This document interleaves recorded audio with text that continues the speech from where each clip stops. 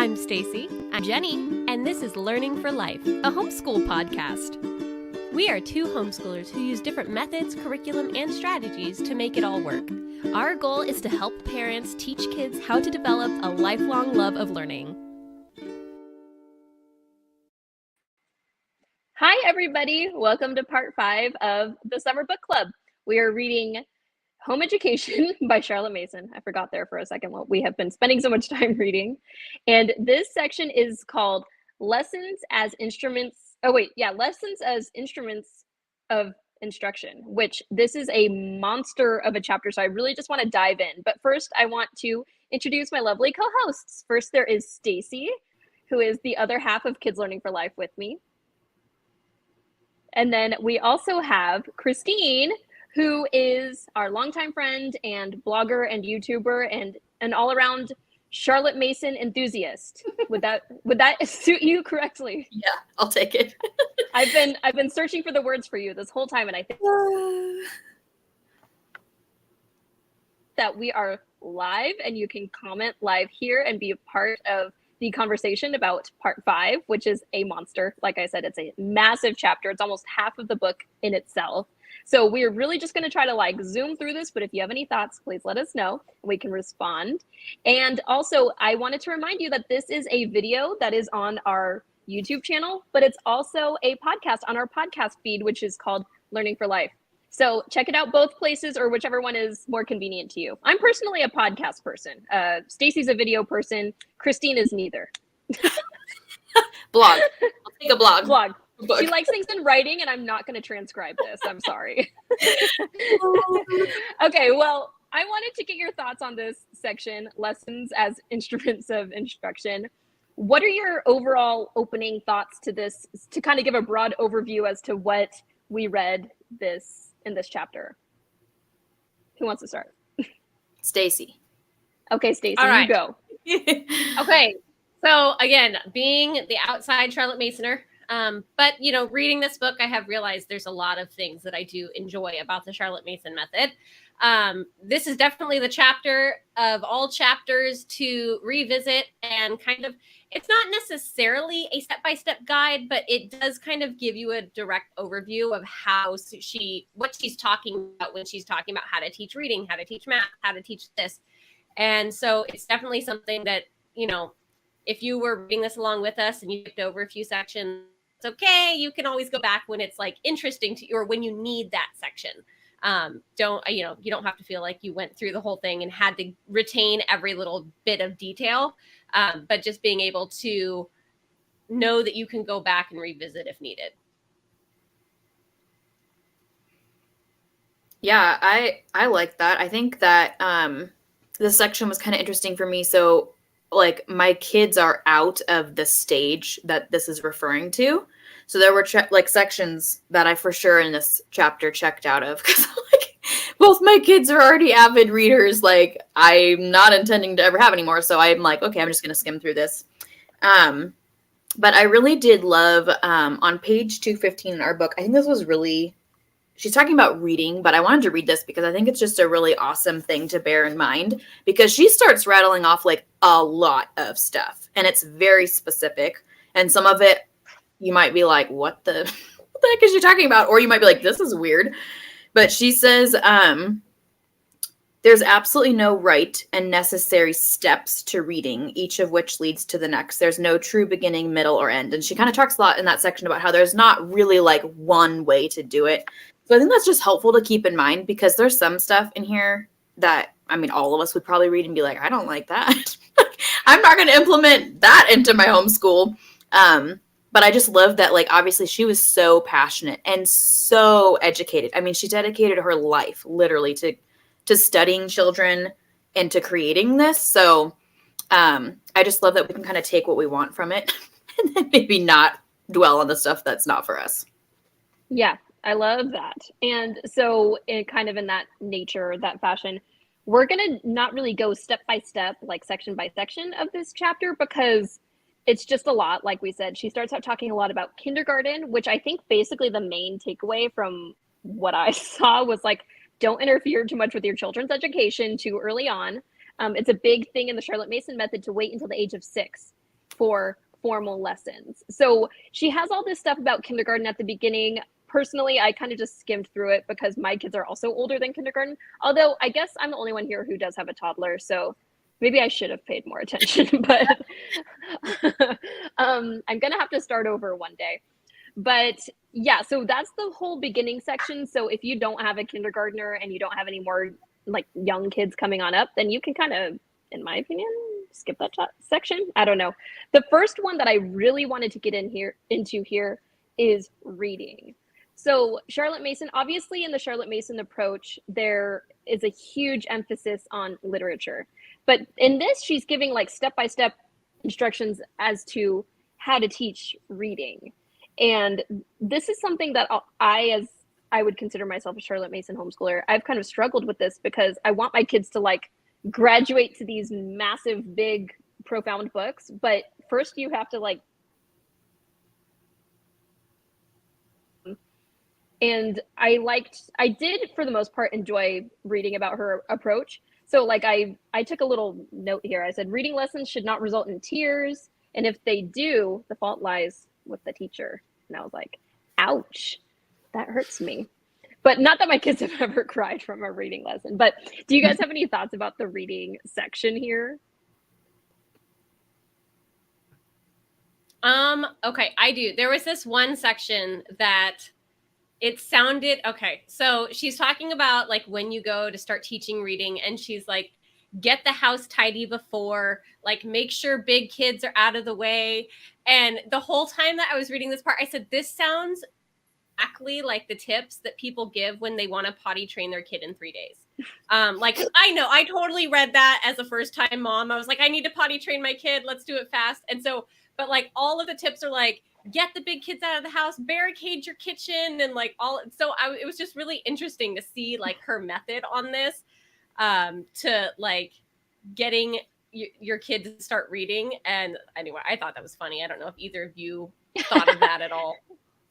No, I didn't think of that, but I do think it's interesting because, you know, because she says to wait until the age of 6, presumably your child is going to be a little more ready to start reading than they would be if you like started teaching the alphabet at the age of 2, which like my youngest daughter just turned 3 and I can't even comprehend teaching her the alphabet right now. Like she's still learning like basic words. Like, I don't know. She's learning very basic things still. And I'm like, I just don't know if I would feel like sitting around teaching her the alphabet. I'm sure she could learn it. But so what I think it is almost like a, you know, teach your kid to read in 100 easy steps type thing. That's a common reading curriculum that people use.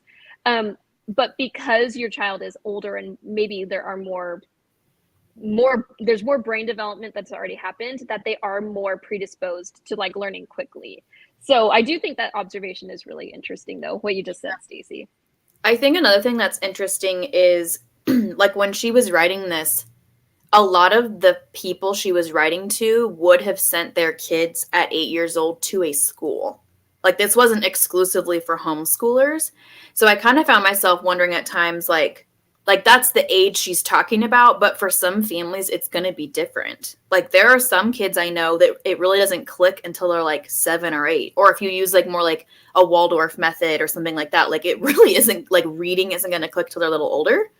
But then there's some kids like, I mean, I have one of each one. Like my oldest was 3 and had all the alphabet memorized and could already read basic words, and not from me like teaching her. It was just she picked up on it, you know, with it being around. And the little one could not care less. Like she's like, nope, not interested. So I think that it's something to kind of keep in mind, because I think when there's a specific age, it can be stressful for a lot of people to be like, oh my gosh, my kid's 6 and they're not doing this, or to get really arrogant about it and be like, oh, my kid's 6 and they already know all this. Like, and the big picture, like Charlotte's playing the long game. So the important thing is they learn to read, not necessarily like all the other stuff, in my opinion. Right.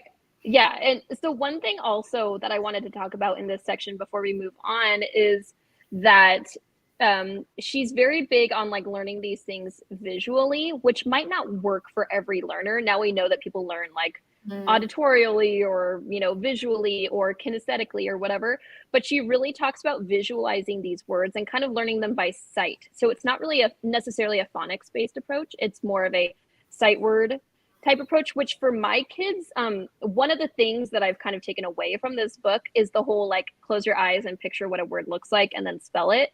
We've kind of been doing that just very casually, but every time we do it, my child who doesn't really like sitting around spelling things, like it's a good way to practice spelling without having to physically sit down and write things, which for her is tedious. For most kids, actually, it's tedious, but compared to my other one, she is more less likely to sit down and want to write. So I do think that it's an interesting thing, and that's something I didn't know about the Charlotte Mason method, was this whole kind of visual or visualizing what something looks like. So I was wondering about your thoughts about that component of this. Yeah, no. So I actually, like, after reading this, I chatted with you since it's been so long. I was like, I have to talk to you guys. But I had a hard time reading through this because actually last year for some like professional development, I really wanted to try to figure out how to help younger elementary kids read. So I was taking some like master classes with our reading specialist at the school and like learning different things. And so through reading through this, I was like, I don't know, this doesn't like really mesh well. And I am not a reading specialist, everybody. Like the reading specialist I was taking the master class from is amazing and could probably talk to this. But so I was like all confused. I'm like this, and the way she was describing reading reminded me a little bit of Hooked on Phonics, if you guys are familiar with that program, because it focuses on those word endings. Like, you know, you learn AT is at, and then you just add the first syllable, you know, cut, at, rat, hat.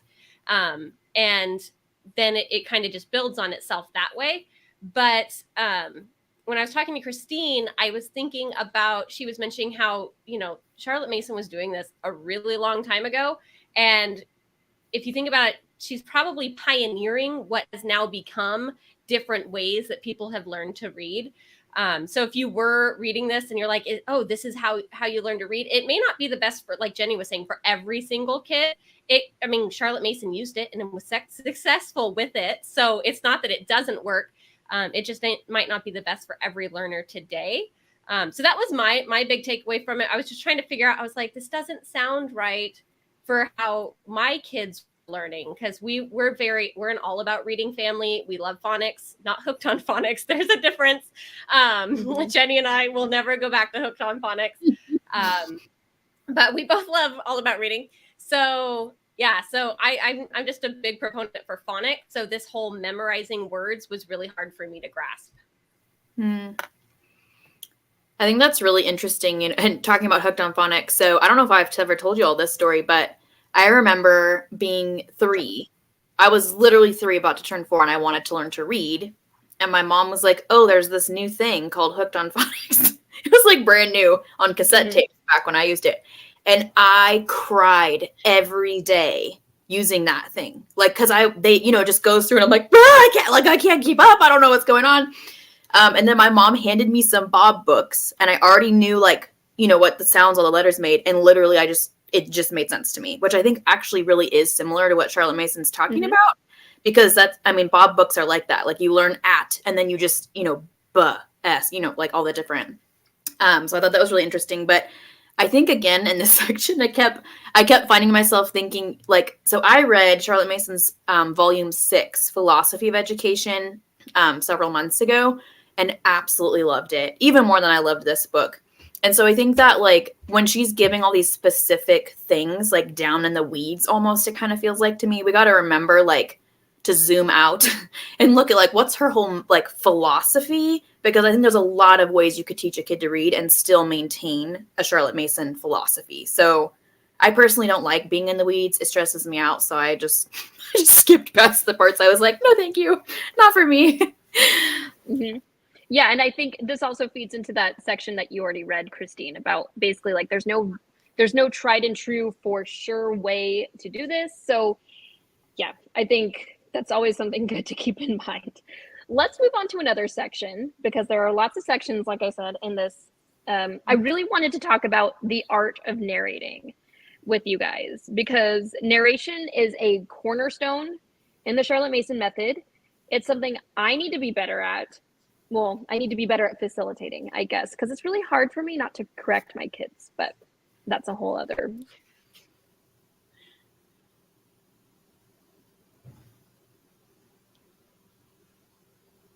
Did we lose her? Okay, no. there it is. It There like you totally are. went off for a second. Gosh, that was scary. I was like just talking and then I look up and I'm like, oh, okay. So something that I thought was cool that she said was children naturally want to narrate everything they've experienced, so harness that power.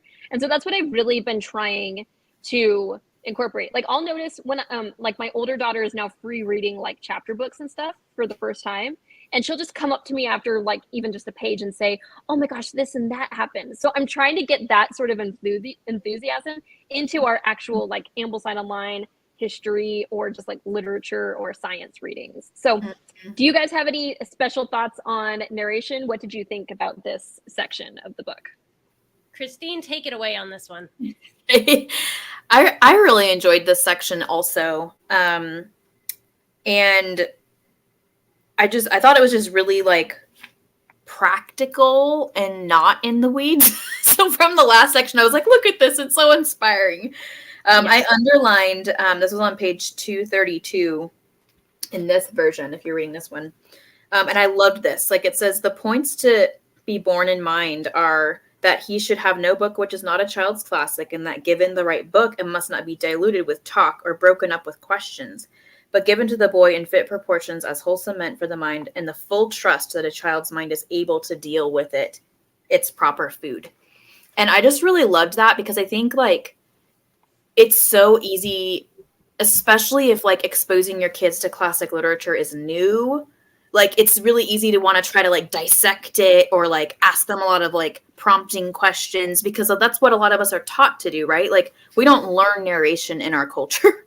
Like most cultures, that's not like a thing, at least Western cultures, a thing that you're like encouraged to do. So I think it can be hard to have your kids narrate if it's not something that you are like well versed in. So like I've been like relearning narration alongside my kids, and it's been really encouraging to just see like what happens when I just ask questions. And to your point, Jenny, I think it's hard because sometimes you want to correct them. You're like, what in the like why? I don't know how you took this from what we just read, but okay. But I've noticed like there is an improvement. So I really was encouraged by this, and then encouraged by even looking at my own kids and seeing like, no, there is like they do get better, if that's a word you could use with narration, at it the more they do it. Yeah, I agree. And a book that I will recommend is this book, Know and Tell, The Art of Narration by Karen Glass. This is all about narration, and it's something that I've read, and I need to pick it up again because I feel myself slipping back into my old ways. But one thing that she mentioned that made me feel so much better was she was talking about, you know, my kids are kind of on the younger end of the spectrum. They're 8 and almost 7. And what they will typically do, especially my second daughter, she will just like narrate back like the last paragraph of what happened. So say we're reading a history book and at the end someone dies. She's just like, okay, and then the person dies. And I'm like, okay, well, where's the rest of it?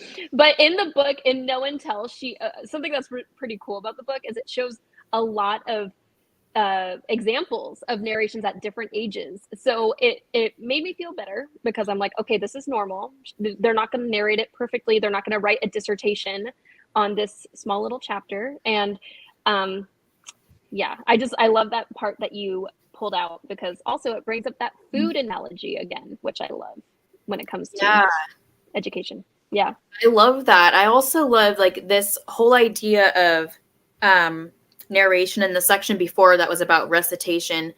It reminded me of, I think it was on page like 154, about how like children learn in order to remember. Like we're not just teaching them these things so they like check a box. Like the whole point is that they remember, maybe not verbatim, but they remember.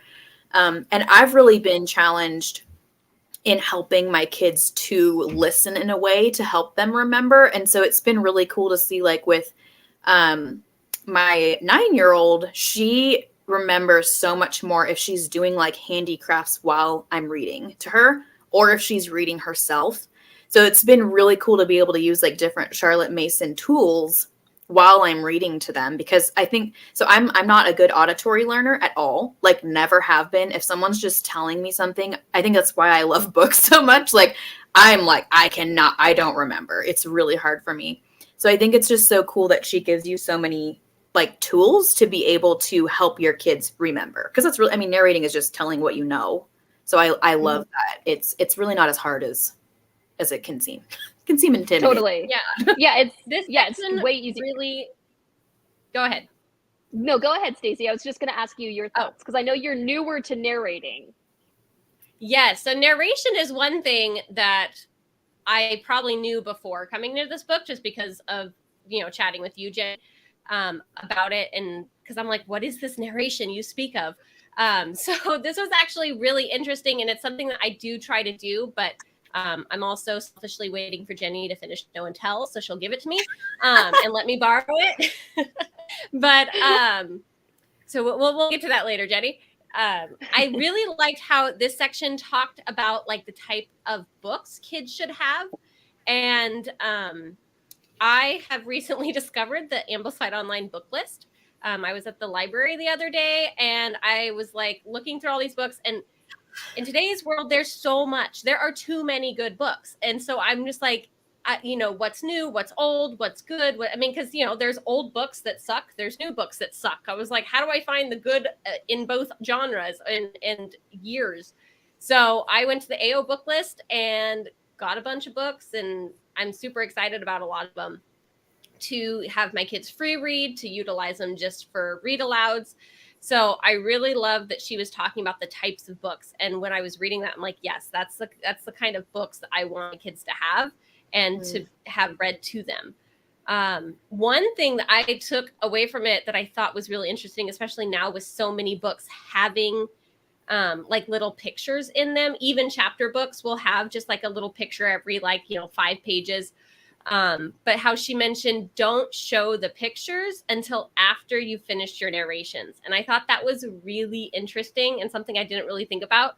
But because that's how I remember vividly, like with Harry Potter, me like thinking, because there's minus the chapter thing, there's no pictures in Harry Potter.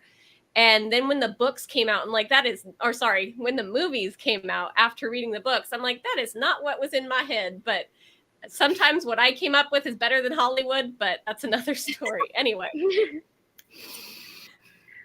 Yeah, I like the whole thing where it's like, please don't show the pictures. I mean, my kids are always peeking over my shoulder anyway, so they'd probably just see the pictures. But I think it's valid to say, hey, it's probably a little more effective for them to visualize in their mind and be creative and use their imagination to withhold from the pictures, and then have them say what happened, and then they can look at the pictures and kind of see what the artist or author. And you can even have them like draw. So that's one of the things I have. Like we do a lot of reading aloud, and since we've done it for a long time, like we're at the point now where when I'm reading aloud, I mean, I could read for probably 90 minutes from the same book and my kids would listen the whole time. But like my 9-year-old will draw like whatever she's imagining, and it's kind of fun because sometimes she wants to see the pictures after, and it's really fun for her to see like what the illustrator drew it as and then what she drew, and sometimes they're actually very similar, which is a little creepy, and then other times I'm like, I don't know what this was, but she was listening and she retained it, so just go with that. I love it. I love the drawing component of narration, and something that Charlotte doesn't really talk about. Maybe she does, I just might not have taken a note. But, there are other ways to narrate than just like, physically saying the things out loud. Mm-hmm. So I'm a big proponent of having your kids draw, like you're saying, as you're reading even. Mm-hmm. I think that's a really cool idea. Or have your kids act things out. So this isn't the Jenny home education book. This is the Charlotte Mason home education book. So I won't get too far down that road. Let's talk about spelling and dictation, because this kind of, we don't need to spend too much time on this, but, and I kind of already talked about this in the reading section, but it's basically about having a kid visualize a word to learn the spelling. And one thing that I really, really liked in this, like this one, I was like, okay, I've been doing this right, according to Charlotte. They need to have a photograph in their mind of the correct spelling. And this is a thing that I've talked about with Stacey too, about like, how does this work? How should you correct? Like, you know, when do you correct? Like in narrations, you're not supposed to, but with spelling, you are. And this is another thing that I've really taken away from this book, is having them corrected immediately. And a lot of times they'll even kind of know that it's wrong. So what about you guys in this spelling and dictation section? Stacey, you want to go first? Yeah. So, okay. I don't know how to teach spelling at all. I don't know how I learned to spell versus how like my husband learned to spell, because we're both different levels of spellers.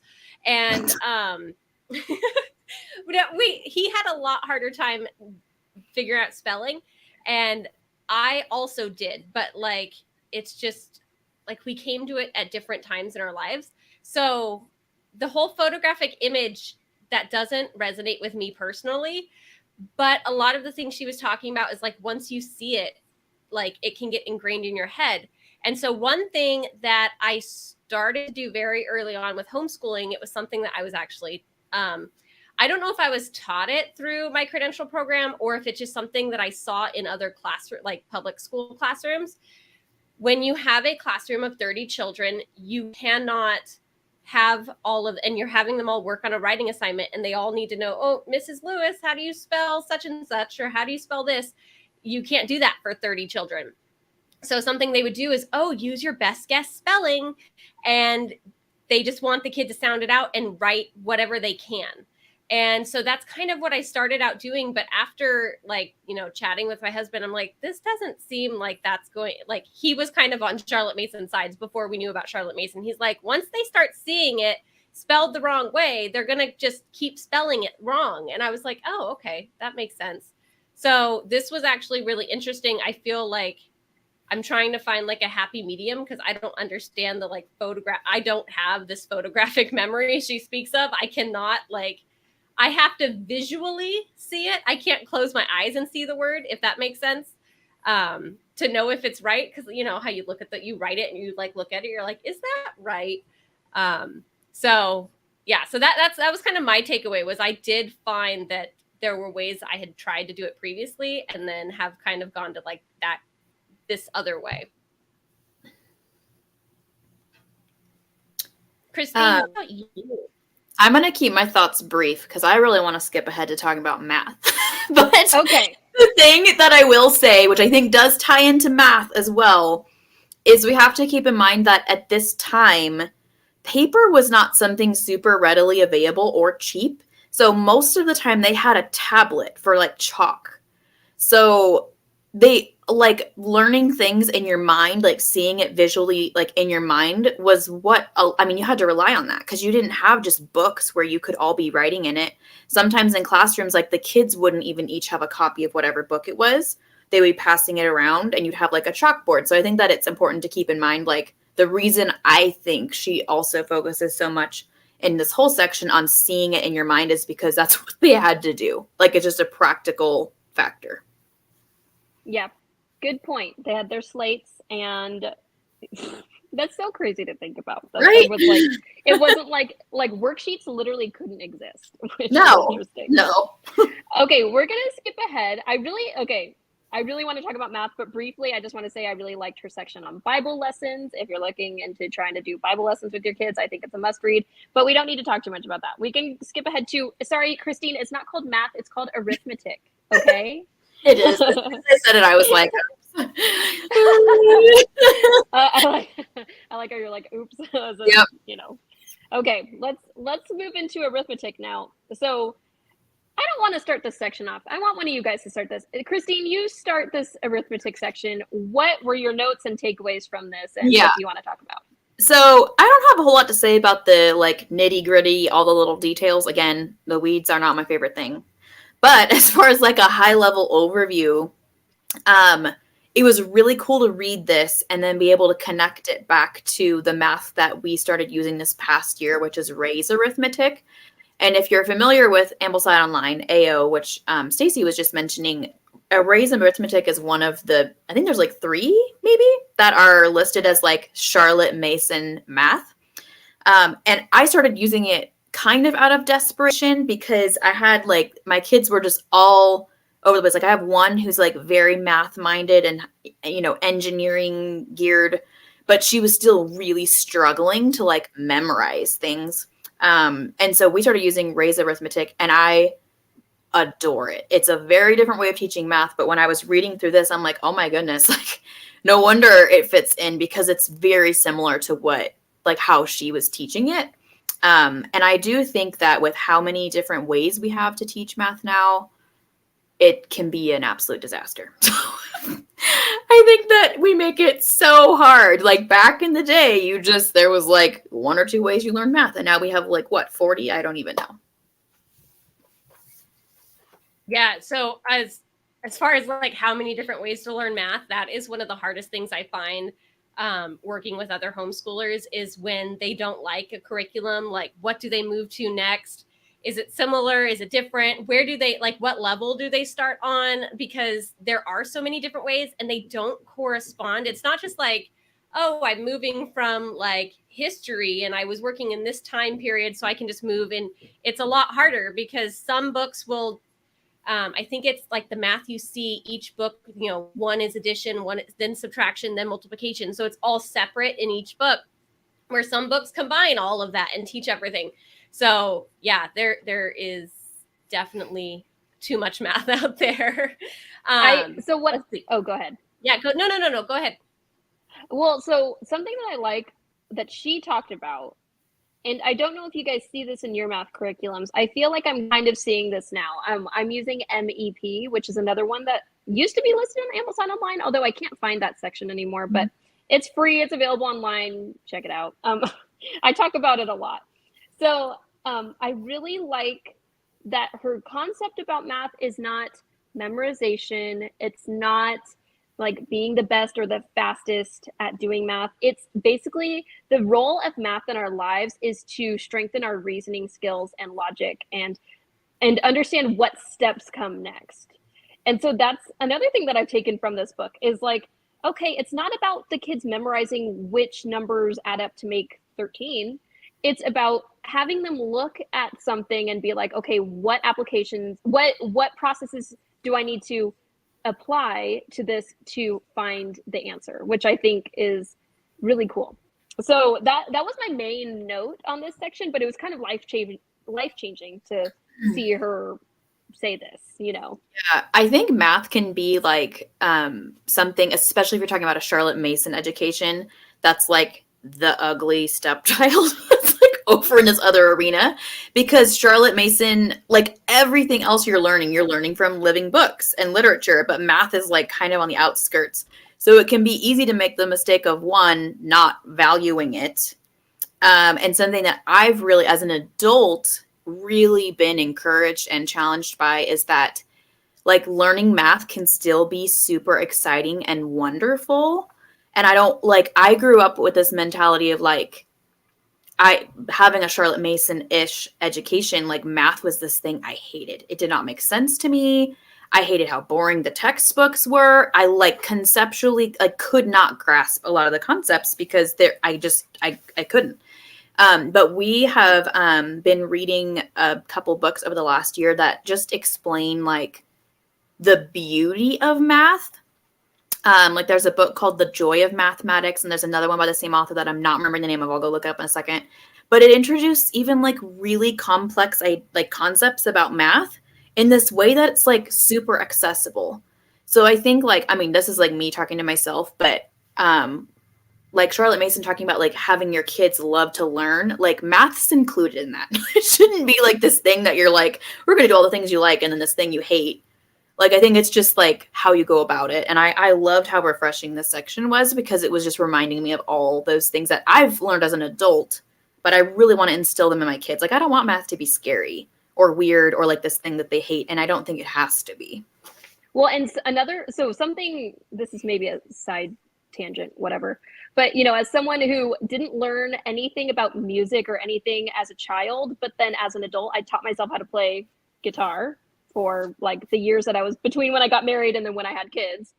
I realized how mathematical music is and how mathematical like sheet music or like like the notes on a guitar or a piano are so mathematical. So that's why it's like, I just wish someone had told me that math isn't just stuff like, you know, in school they say like, oh yes, you will use this or whatever, but I'm not really using it in that sense. I just want to have an appreciation for it.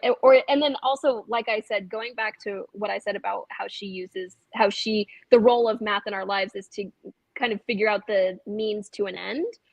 I think that's all really important. So I just wish that someone taught me like, hey, the answer doesn't really matter. It's like the overall concepts that we're learning here are really, I don't know, important. So Stacey, did you have any thoughts on math? Yeah, that's really interesting. Just because, you know, she was also talking about how like problems can't be nearly right.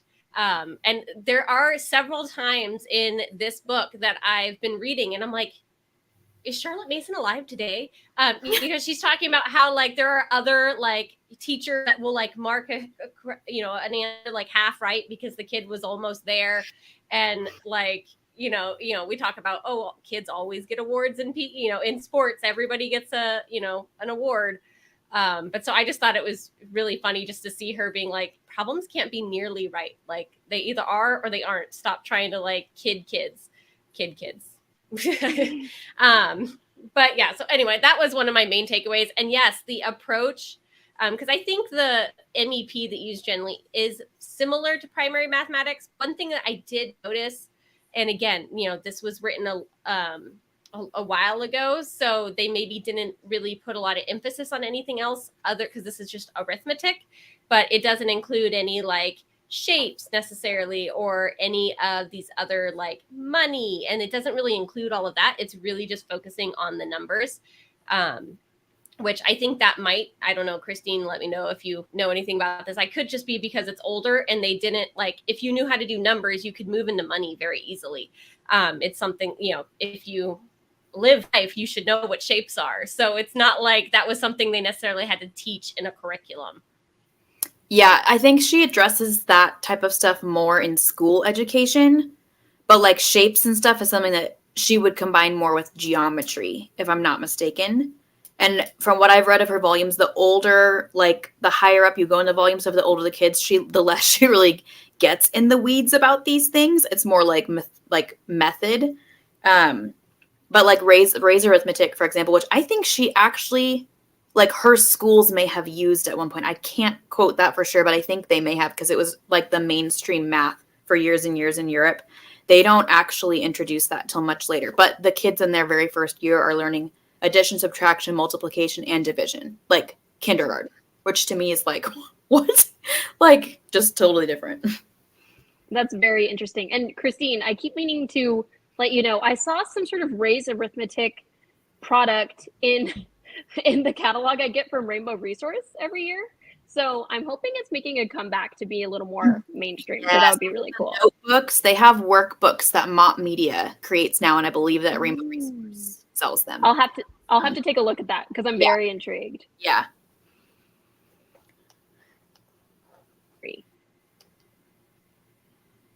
Did you guys hear me? Oh, sorry, did I cut out? Do you guys have any more thoughts on math, or do you want to move on to my favorite, history? Let's do it. Okay, history. Let's go to history. Okay. I love history, and I love the thing that brought me to using Ambleside Online full time, the free online Charlotte Mason curriculum available at amblesideonline.org, is the history readings. I mean, the first book we did with Ambleside Online was Our Island Story, which is a history of England for boys and girls, and I fell in love with this book. So not only are we doing the history readings now, but we're doing all of the Ambleside Online readings because I think the curriculum does history so well that I'm like, how could it do other things not well if it does history this well? So something I thought that was cool that she said about history, and I'll read this quote. This is on page 280. It says, "Let him, on the contrary, linger pleasantly over the history of a single man, a short period, until he thinks the thoughts of that man is at home in the ways of that period." And I'm seeing this so much in the way that we are learning history, because so we're reading Our Island Story, which is English history. we're also reading This Country of Ours, and we're reading A Child's History of the World. So it's kind of a lot, but it's very sparse from each one. You're taking, you're kind of spiraling through each of them. But you're also rotating these in with biography readings. So the one that we're doing right now is The Little Duke, which is about Richard, Duke of Normandy. I don't know enough about him. We've only read the first 2 chapters. He's a child. He's a literal 8-year-old who becomes a very powerful person politically. And I think it's perfect for Ambleside Online year 2, because that's the age at which those kids are. So for my kids, they're like, whoa, can you imagine? And I think that that's a really good way to teach history. It's very immersive. It's not so detached. Do you guys remember learning history as a kid? I don't know if this was how it was in your homeschool, Christine, but in public school, you're learning from a textbook. It's very detached, very cold. You could learn about like the most brutal war, and it just does not resonate with you because of the way that it is taught. And I think that's really kind of what's wrong with our society in a big way these days. We don't actually know anything about anything. We don't know about the past at all. So those are my thoughts on history. I have a lot of them, but what do you guys think about this section of the book? Christine, you can go first. So I actually, history was one of my favorite subjects when I was a kid. Like, I adored history. And what's really interesting is when I had my very first semester of college, I was super excited about my history class. And it ended up being the class I hated the most because it was this guy who was like 65 and super boring and angry. And he just stood there. I'm not saying all people that teach history like this, but this guy was. And I was like, what? Like, this is the most boring thing I've ever sat through. So it was a little bit of shock for me. So I can only imagine what it was like for you as a kid if you were like reading it in a dry format like that. Well, our experience was we just didn't care. Like, we didn't care and we didn't know anything. It was like, always weird to me that people didn't like history, like other kids I knew, because I had a ton of kids that went to, private or public school, and I'm like, why don't you like it? It's so awesome. Like, I got to learn about Da Vinci, and then I tried to build like a flying contraption. I'm like, why wouldn't you like that? Like, so I love in this section, which this probably sounds like super basic, but just to reiterate, like, in a Charlotte Mason education, you're reading these books and then your kid's narrating back to you. And it's so crazy because sometimes it can feel so simple because you're like, wait, I'm not doing like worksheets. I'm not doing like a quiz. I'm not, like there's exams if you're using like Ambleside Online. But it's incredible to me like how much the human brain can grasp and understand and remember and immerse themselves in just with the power of your own brain. And I just think that's really cool because it doesn't have to be complicated. And maybe that's why I'm drawn to Charlotte Mason, because I'm not like a worksheet pages type of person.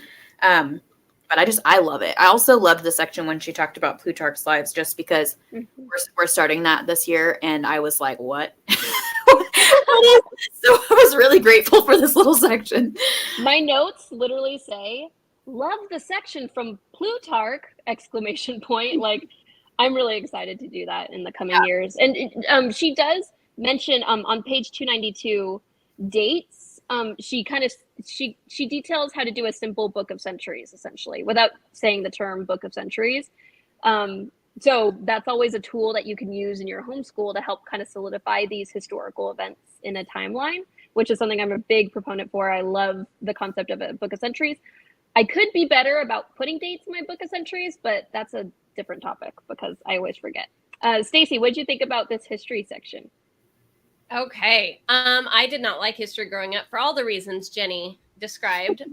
Also, I realized as an adult now, trying to figure out, what are my kids supposed to be learning in history for, first through third grade? And it's a lot of, community workers, like, me on map, and, because that's Jenny's favorite topic. Just kidding. And it's a lot of, you kind of work into like my city, and then you work into my state in fourth grade, and then you work into US. So you kind of like start here and work your way out. Which when I started, because Jenny was using Story of the World, And I kind of like that approach of going a little more chronologically through time. So that's kind of what we did. And I just felt like it introduced my kiddos to more things that are referenced. So in the book, I have it quoted in my notes. I'm not sure if it's a direct quote or not, but concise summaries. Oh, no, not that one. Sorry. History provides a child's mind with a storehouse of ideas. And I really liked this here because it really is, when kids are learning about topics from history, they're able to apply it in other areas. And it's another reason this is not Charlotte Mason, but I love my kids like watching movies, especially like older movies.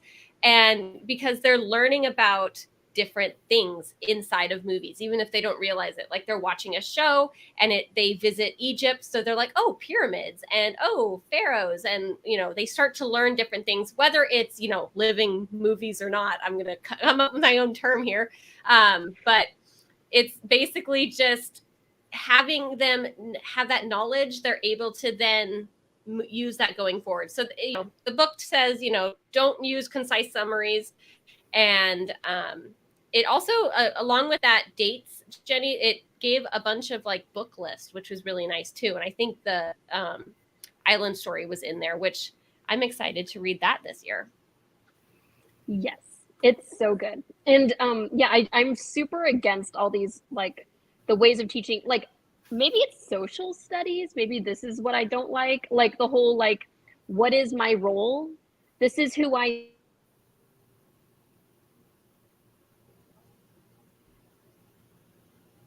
Oh no, I think we lost her again. That was really good. Oh, there it is. Everything went blank. We're on Don't live rurally, everybody. Yeah, don't get rural internet. It's not the best. But so anyway, I just like that the Charlotte Mason approach is very global. We're not just learning about us. I mean, we're learning about the history of England. Like, what kind of curriculum starts with a history of England first? But actually, it kind of makes a lot of sense. So, yeah, I love that. I love, even with, if you look at like, this is, Charlotte Mason talks about this in her volumes, and then Ambleside Online, I think, has done a really great job of this. But when your kids start like really actively learning in like year 2, like they start with Genesis and Matthew.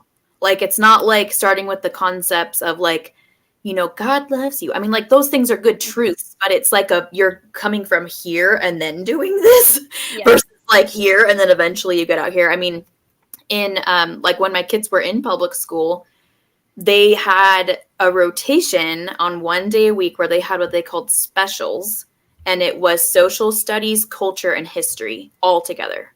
So the kids, I'm not saying like to say, oh my gosh, it's ridiculous, but it is crazy when you think about like if you only have 2 days a month to teach about history, like you really can't cover that much. So, I mean, good luck to you. So that's the beauty about doing something like this, is you get to teach your kids whatever you want, like and as much as you want, and start from wherever you want. So why not start from like big picture? I love it. I agree. Okay, so Christine, we're getting close to the end of this episode before we go live again for part 6. But Christine, let's talk really quick about pictorial art. Yes, because you really wanted to talk about this. I did. I know it wasn't like everyone's favorite, but well, believe it or not, we're going to skip past French here, okay? And we're going to go to pictorial art. So tell me why you wanted to talk about this section. I'm really interested to hear. So, first of all, I just thought this was like the most practical step-by-step she gave in this entire chapter. Like, this is actually doable, where you're like, okay, step 1, like, I'm going to like pick a picture. Okay, and then I'm going to like, have them look at it. Like, it's very practical. You don't have to like do a bunch of whatever to be able to do this. And I love it. But what I really love about it is everything that your kid gleans from learning this practice. And I just thought it was so cool. So by them like learning to see and then remember and using something like a picture, not only is it a great way to learn about art and appreciate art and the time that it took to make something, and how someone's skill was in doing that, but they're really learning how to see and observe.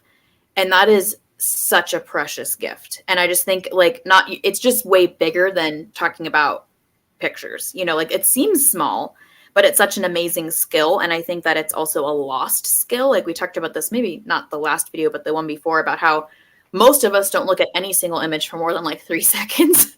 So to take a couple minutes and just literally like help your kid's brain to learn to look at something and notice details and then like put, you know, recall them to mind is so important, especially because now we have like all kinds of other ways that we remember things, but nothing is really the same as like remembering in your own mind and it becomes part of you. I get like reading this section, I was like, I didn't realize how much art matters to me until I was reading this. I was like, whoa, it's brought out all kinds of things. But I loved how practical it was, but I love how powerful it is. And this is something like literally every parent could give their kids, even if it's like a tiny little chunk a month where you're like, let's look at this and then tell me what you remember. But like, it's just, I really loved it. It was simple, but awesome.